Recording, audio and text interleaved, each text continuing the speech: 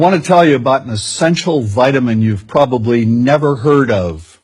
If you're a parent or plan to be one, it might be more important to your child's growth than all other vitamins combined, and only you, a parent, can provide it. I call it vitamin N, the word no.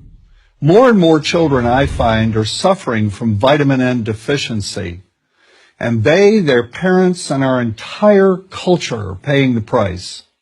Let me illustrate my point with a story that's quite typical.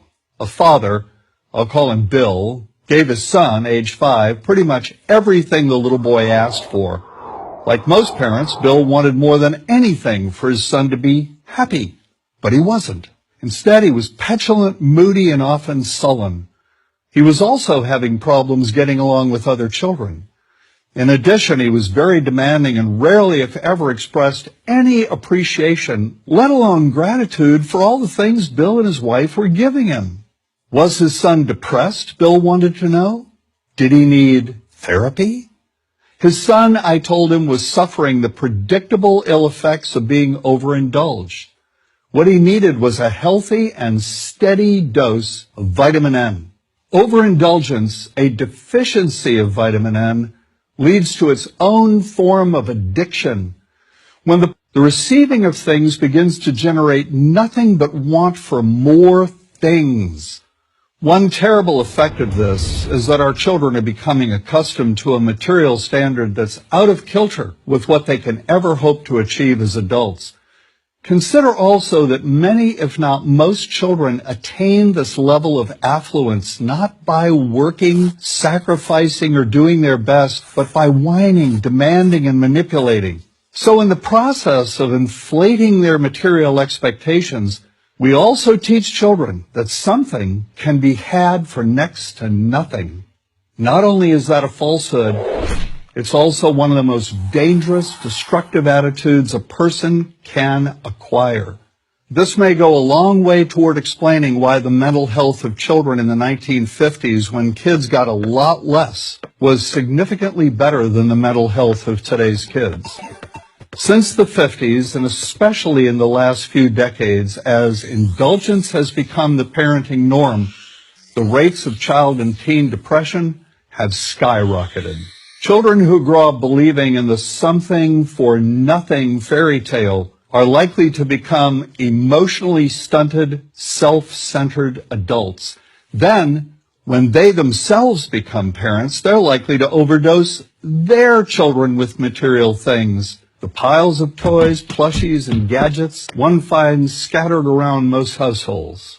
In that way, overindulgence, a deficiency of vitamin N, becomes an inherited disease. An addiction passed from one generation to the next. This also explains why children who get too much of what they want rarely take proper care of anything they have. Why should they? After all, experience tells them that more is always on the way. Children deserve better. They deserve to have parents attend to their needs for protection, affection, and direction.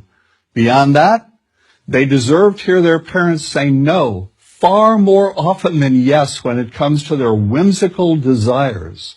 They deserve to learn the value of constructive creative effort as opposed to the value of effort expended whining, lying on the floor, kicking and screaming, or playing one parent against the other. They deserve to learn that work is the only truly fulfilling way of getting anything of value in life, and that the harder they work, the more ultimately fulfilling the outcome. In the process of trying to protect children from frustration, parents have turned reality upside down. A child raised in this topsy-turvy fashion may not have the skills needed to stand on his or her own 2 feet when the time comes to do so.